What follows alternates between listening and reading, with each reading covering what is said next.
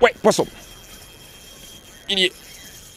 Salut à tous et bienvenue dans cette nouvelle vidéo. Vous l'aurez compris, une nouvelle vidéo de la série Tout mon matos. N'hésitez pas à aller voir toutes les vidéos. Je vous ai fait dans cette série-là, il y a la playlist qui s'affiche en haut. N'hésitez pas à aller la voir, on a déjà parcouru pas mal de techniques, pas mal d'espèces. Et aujourd'hui, vu qu'il fait froid, pas top pour aller à la pêche en ce qui me concerne, eh bien j'ai décidé de vous faire plusieurs vidéos Tout mon matos pendant ce mois-ci. Et on va parler aujourd'hui d'une autre espèce emblématique que j'adore pêcher, eh bien c'est la perche. Comme je le dis à chaque fois, au début de chacune de mes vidéos Tout mon matos, la pêche n'est pas une science exacte. Je vous présente aujourd'hui la manière dont j'utilise ce matériel et quel matériel j'utilise justement. En aucun cas, je vais vous expliquer comment pêcher la perche, j'ai pas cette prétention-là. Et puis surtout, la perche, plus que jamais, plus que toute autre espèce, on la retrouve partout, dans différents milieux, et on peut la pêcher de différentes manières. Donc je vais vous présenter aujourd'hui comment moi je la pêche sur les spots, ma technique, mes approches, mais en aucun cas c'est une généralité puisque, eh bien, ne serait-ce qu'à 50 km de chez moi, ça va être encore différent, etc., etc. Donc on va parler du matériel que j'utilise et comment je l'utilise. On commence dans un premier temps avec les cannes. Alors, la perche, il faut savoir que moi j'aime bien la pêcher léger parce que c'est un poisson que je vais retrouver principalement dans mes rivières de seconde catégorie. Et vous le savez, je suis un pêcheur ultra léger, et donc j'aime bien pêcher ces poissons-là avec des petites cannes. On va rechercher les chevennes, mais aussi les perches sur ces parcours-là. Et à ce petit jeu-là, eh bien, comme je vous l'ai déjà présenté, eh bien, j'utilise la moustique, 1,98 m, 1,7 g de puissance, action fast de pointe avec un sion plein. Et voilà, une canne parfaite en rivière, les pieds dans l'eau, en wading, parce qu'elle est idéale pour propulser des petits leurres, pour ressentir les animations de tous les petits leurres, même les petits leurres souples sur le fond, grâce à son sion plein. 1,98 m, c'est une longueur parfaite pour pêcher en rivière, très légère, assez résonante pour le prix, comme je disais. Donc voilà, vous le savez, vous l'avez vu énormément cette saison, eh bien cette canne-là, cette petite moustique light, eh bien c'est ma canne de prédilection quand je veux pêcher la perche avec une approche vraiment légère. C'est pas une surprise non plus, la deuxième canne que j'utilise quand je veux traquer la perche, eh bien ça a été ma découverte de cette année puisque j'avais pas ce type de canne. Eh bien c'est une spinning en medium light, donc c'est-à-dire une puissance un petit peu plus puissante justement que mes cannes light.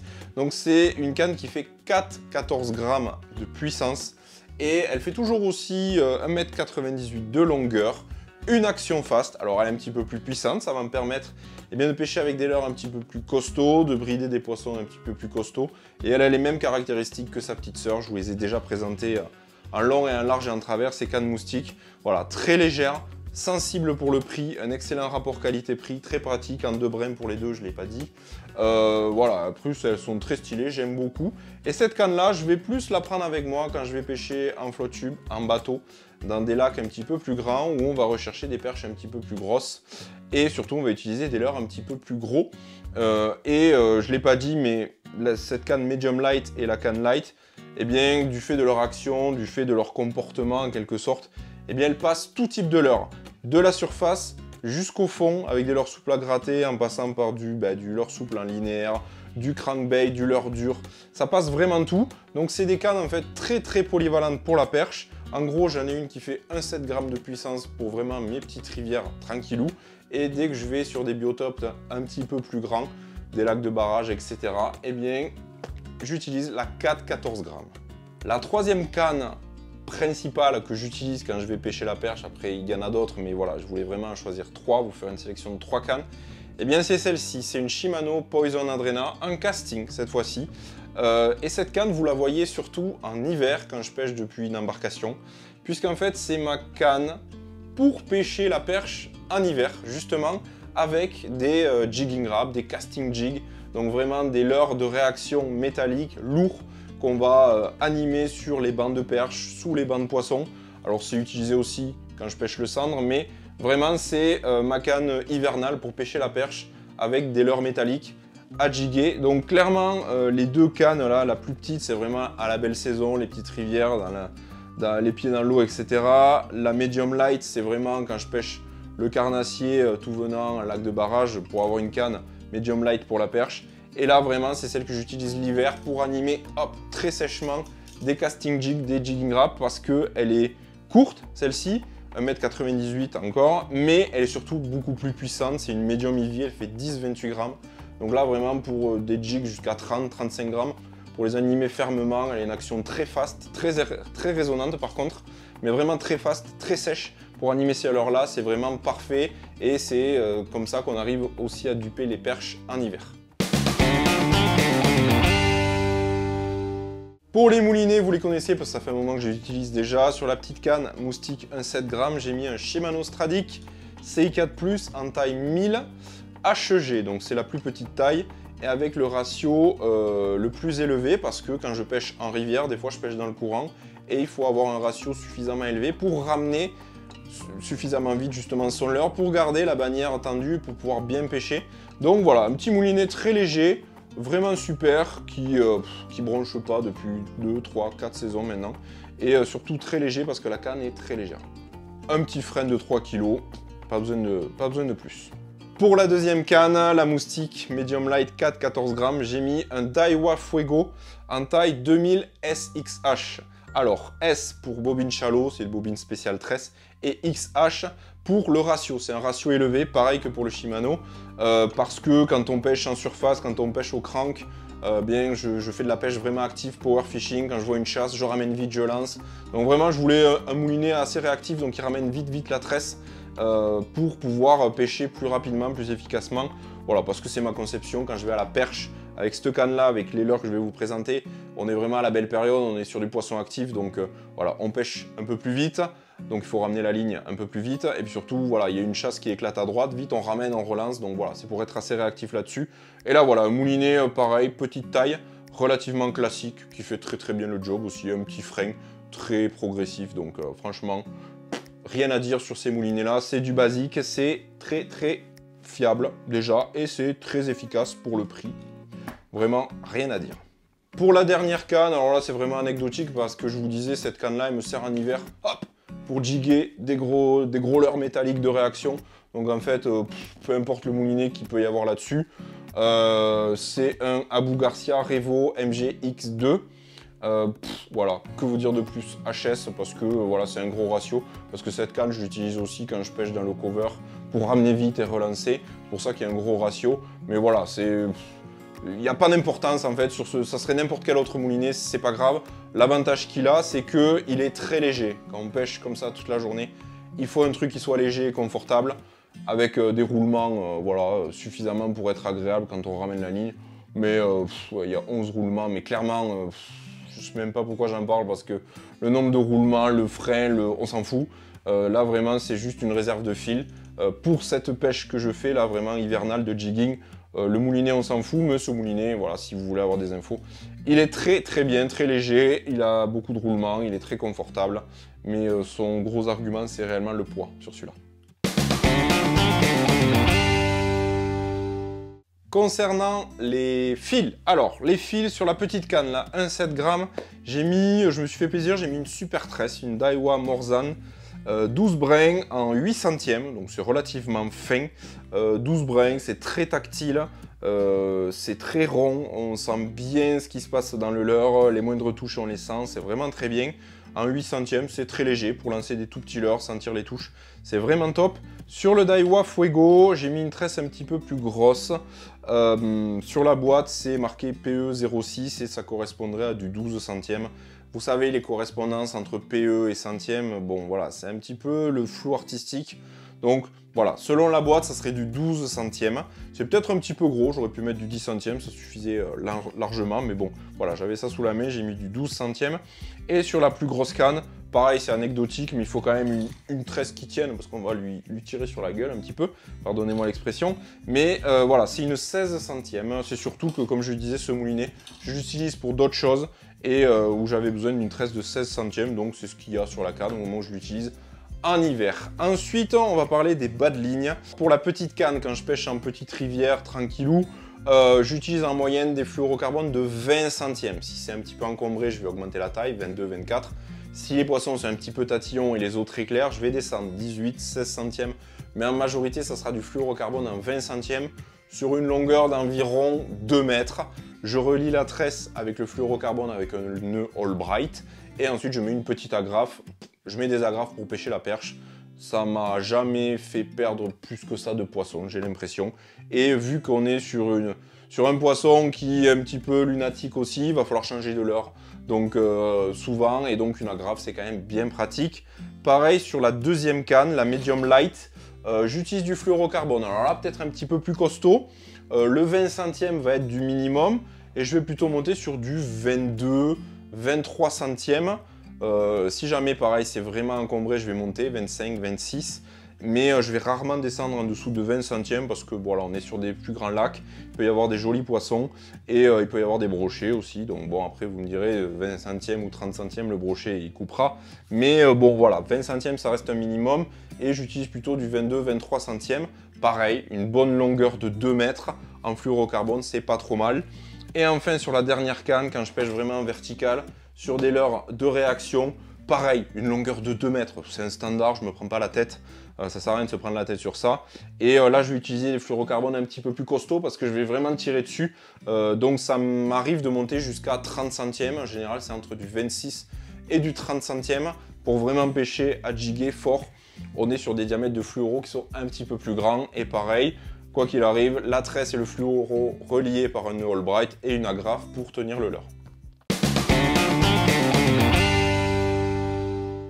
Pour les leurres, on va commencer à l'envers. Je vais vous parler plutôt des leurres hivernaux que j'utilise avec cette canne-là, parce que ça va aller plus vite. Donc j'utilise, bien entendu, le très classique Jigging Rap. Donc là, vraiment, leurre à jigger, hyper classique. Moi, j'utilise toujours le plus gros modèle, parce que les petits leurres, les petits modèles, les petits grammages dans 20 mètres d'eau, des fois, ça, bon, on les sent pas nager, donc c'est pas top. Je préfère utiliser les gros modèles. Et une alternative à ces jigging wraps ou aux plans palettes, etc., ça va être les casting jigs. Alors à la base, les casting jigs, on le connaît surtout pour pêcher l'aspe, en lancer ramené, linéaire, en dents de scie, en mer aussi. Mais voilà, c'est aussi très très efficace sur les percidés, donc perche et cendre, en vertical. Hop, comme ça, c'est un simple bout de métal qui est taillé dans différentes formes selon les modèles, différents grammages, qui va papillonner différemment en fonction des modèles à la descente. Donc vous tirez, vous relâchez, vous tirez, vous relâchez. Il y a les hameçons, bien sûr, c'est hyper classique, ça fait bon, voilà, pas mal de signaux lumineux et les perches, elles adorent ça.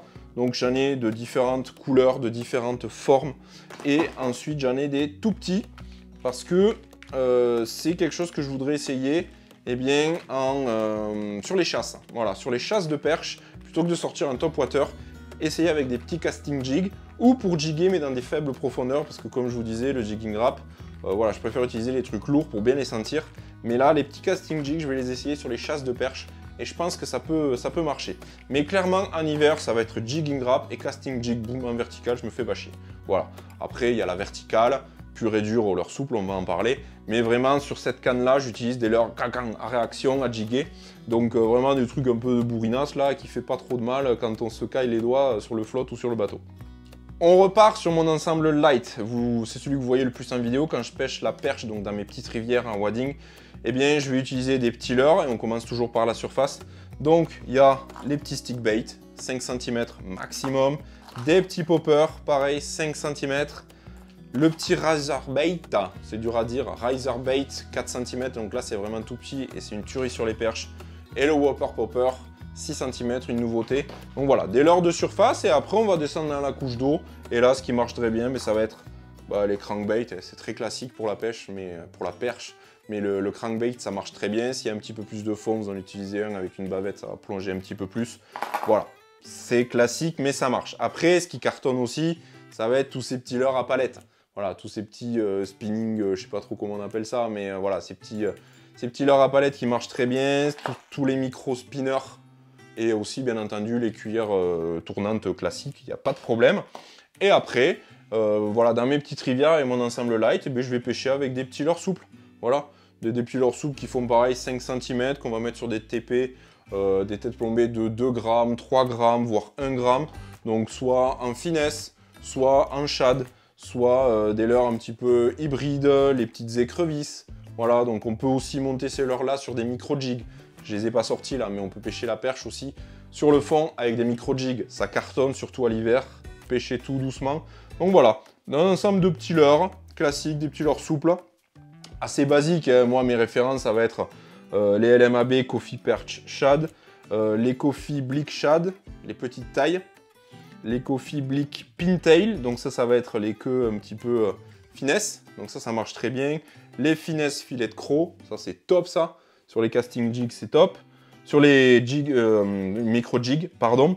Et qu'est-ce que j'ai comme autre référence? Ben ouais, les finesse filettes, les petits poissons pour pêcher vraiment sur le fond, là, tout doux, ça c'est top. Ça c'est vraiment top. Que vous dire de plus? Ça reste des leurres souples, là, donc on va pas non plus parler 3 heures dessus. Mais voilà, après j'enchaîne rapidement sur les leurres que j'utilise en medium light. Donc là, plus en lac de barrage. Donc là, ben, je vais sortir pareil. Des top water, mais des tailles un petit peu plus conséquentes. Donc des poppers qui vont monter jusqu'à 7-8 cm. Donc un petit peu plus gros. Pareil pour les stick bait, un petit peu plus gros. Les autres tailles aussi de whopper popper, voilà, 9 cm, ça passe. Et après, on descend dans la couche d'eau avec des crankbait un petit peu plus gros, bien sûr. Voilà, différentes tailles, différentes bavettes, donc des crankbait. Et ce qui marche très bien aussi sur la perche, ça va être tout ce qui est lipless, tout ce qui est lame, donc la lame métallique, vraiment, qu'on peut animer en vertical, mais qu'on peut animer en lancer ramené ou en dents de scie.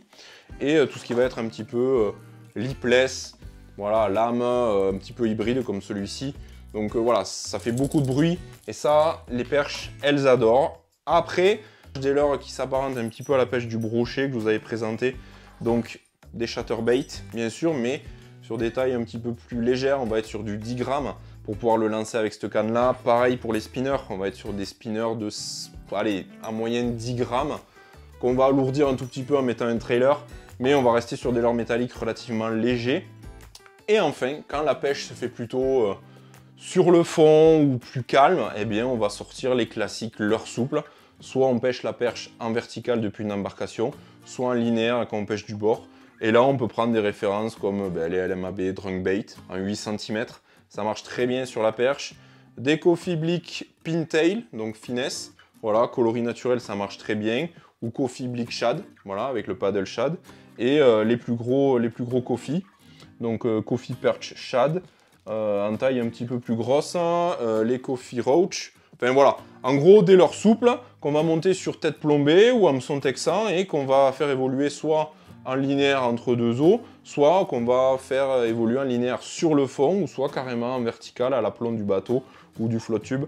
Donc voilà, voilà un petit peu, ça reste relativement classique, vous vouliez que je vous présente le matos, mais c'est vrai que on parle plus de type de leurre que de leurre vraiment. Ça reste relativement basique, des leurres de surface, des leurres de power fishing, métallique ou crankbait, leurre dure. Et après, on arrive inévitablement sur du leurre souple monté en tête plombée, monter en drop shot aussi, je vois bien finesse filette, petite taille ou même une taille un petit peu plus grosse. Voilà, un montage drop shot sur la perche, c'est une tuerie. Donc ça va être du leurre souple, mais voilà, un montage un petit peu différent, le drop shot. Que vous dire de plus? Et après, en hiver, eh bien effectivement, des casting jigs, des leurres un petit peu plus de réaction, en plus de la pêche en verticale. Parce que des fois, même s'il fait très froid, c'est des leurres de réaction qu'il leur faut. Et sinon, mais ça va être un leurre souple monté sur une tête plombée, animé près du fond. Une écrevisse, par exemple, une finesse filette un petit peu plus grosse. Et voilà, voilà un petit peu l'arsenal que j'utilise quand je vais pêcher la perche. Il n'y aura pas vraiment de rubrique accessoire sur cette partie-là. Que vous dire, utilisez toujours pareil une épuisette pour maintenir vos poissons dans l'eau. Vous n'avez pas besoin de matériel spécifique, pas de gants parce que c'est pas des brochets. Donc voilà, il n'y a rien de spécial après. Aujourd'hui, la perche, c'est le poisson qui est le plus facile à pêcher en quelque sorte quand on pêche au leurre. Il y en a partout, il y en a de différentes tailles. Les grosses sont bien sûr plus dures à attraper. Mais voilà, vous prenez n'importe quel leurre, celui qui vous fait plaisir, du leurre souple, du leurre dur, du leurre métallique. Vous en trouverez des poissons en rivière, en lac, l'hiver, l'été. C'est un poisson qu'on peut pêcher toute l'année. Donc ça, c'est vraiment top. Faites-vous plaisir, adaptez votre style de pêche. On pêche lentement l'hiver, on pêche plus rapidement l'été.